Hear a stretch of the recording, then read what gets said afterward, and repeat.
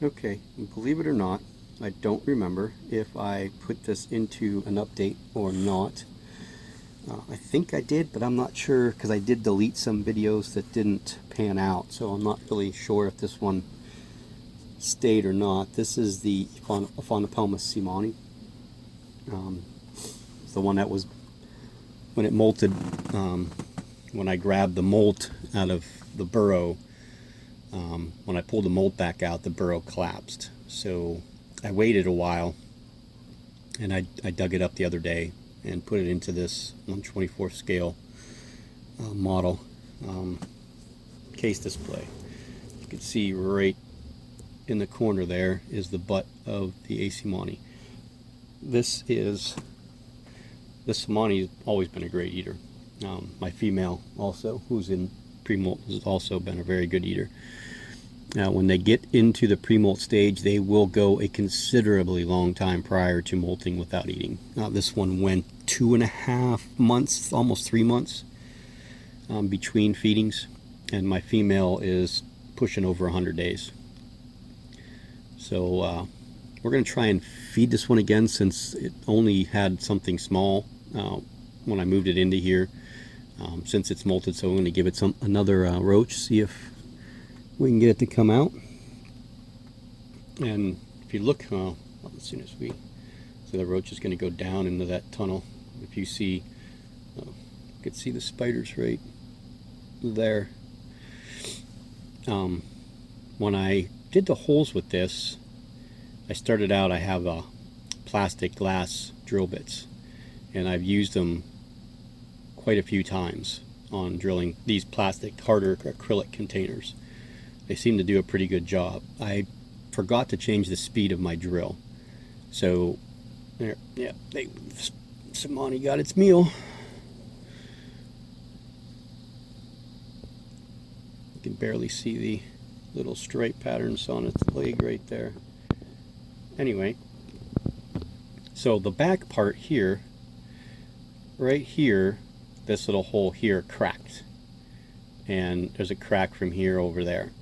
And the hole was a little bit bigger than what I like. So what I did was I glued this piece of bark there to cover that. Still lets the air in the back side, and then it kind of acts as, you know, like maybe the base of a tree trunk. And here would be like, you know, the underground roots, and it's burrowed in under here where I started it, and then it comes up through here, and it also comes up through the back side there. Now that it's molted and it's eating, it's out all the time, except for when you startle it, then it goes back underneath there. I think this is a pretty good setup for this one. It's not as deep substrate as I had prior with this one.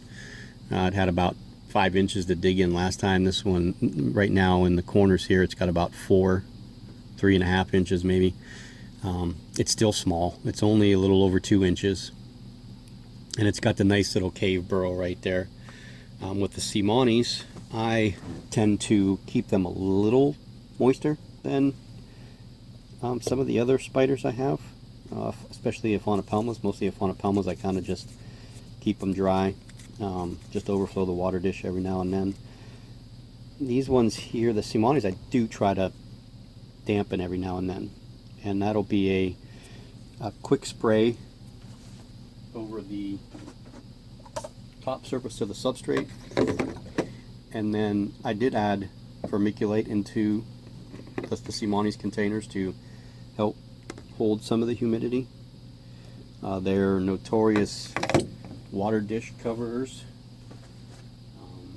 I would suspect by the time that I leave for work today in an hour that, yeah, maybe not because it's eating, but by the time I'm home, that water dish will be filled. I did not drill holes in the top, as you can see, clear. No holes, because I stack things so the holes in the top don't really do much good. I did vent the corners on these ones, so that if I do place this, you know, like the back is straight up against the wall, you have that concave area where airflow can come in through the sides of the corners. So okay, that is, we're not sure what this one is. I think possibly it's a male. I didn't really see much of anything in the molt, but it's still a little small, so I'm hoping that my female molts soon. And my male Aphonopelma bomi, oh boy, he looks terrible. He looks like he's ready to deliver a whole nother spider. His abdomen is so big. And I need to do a checkup on my Harpactira pulchripes. If there's anything interesting, I will add that in here. And this weekend we're going to do some rehousings. I got do my taxes, do the rehousings, and we may end up taking a ride up to Bradford to visit my son who's in college. He goes to Virginia next week to start baseball, and we probably won't see him much except for game weekends when we can actually get up there to see him. So we probably want to take an opportunity to go up and see him. And I start first shift on Monday, which is great news because I can help my wife out a little bit more with picking up the twins from their sports stuff, so she's not driving all over the place all night long. We have Haley playing softball and Eric will be running track. So I'm looking forward to first shift. I'll be able to do some videos later in the evening and then upload them the following day. I'm not going to try and do a schedule. It's too hard to keep to a schedule because you never know when you have time or how you feel. I haven't felt real great the last few days, so I haven't really videoed much of anything. But I will continue to do the videos. I've been getting great positive feedback from them.